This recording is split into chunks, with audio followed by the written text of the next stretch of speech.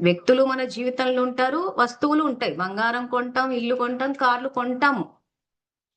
మన కంఫర్ట్‌కి వాడుకుంటాం. కానీ దానివల్ల మన బుద్ధి ఊగిసలాడదు. దానివల్ల మన సంతోషం ఊగిసలాడదు. అది అవ్వొద్దు అనంటే ఇక్కడ ఈ యోగమాయను దాటాలి. అది ఎట్లా దాటగలము?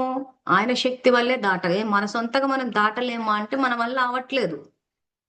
ఎవరు ఏది చెప్పినా, ఏది మంచి చెప్తే సంతోషం అవుతుంది. చెప్పకపోతే ఇదవుతుంది. అంటే మన వల్ల అవ్వటం లేదు. బలహీనంగా ఉండడం వల్ల మాయని జయించలేకపోతున్నాం. సో మెజారిటీ మహామాయ స్టేజ్‌లో ఉన్నారు. కొంతమంది అక్కడ యోగమాయ వరకైతే వచ్చారంటే, అరే అవును భగవంతుని తెలుసుకుంటే ఆయన వల్ల సంతోషం వస్తది, అదొస్తది. కానీ పూర్తిగా జ్ఞాన యోగాలు ఎందుకు తెలుసుకోవట్లేదు? ఎందుకు ఇంత పారాయణ చేసిన నిరాకారుడన్న విషయాన్ని క్యాచ్ చేయలేకపోయారంటే, ఈ మాయని అతిక్రమించలేకపోయారు. సో దానివల్ల ఆ యోగమాయని దాటలేకపోవడం వల్ల, యోగం అంటే ఆత్మ పరమాత్మను తలుచుకోవడం.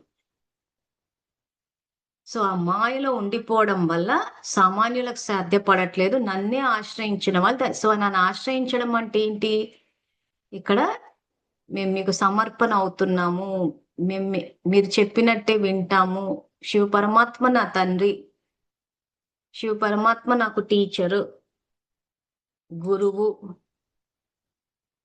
అన్న ఈ సంబంధాన్ని జోడించి ఆయన చెప్పినట్టు ఇప్పుడు మేము ఏదైతే ఇక్కడ ధర్మాన్ని చెప్తూ పోతున్నామో చేసిన మీరు ఆ మాయను అతిక్రమించగలుగుతారు.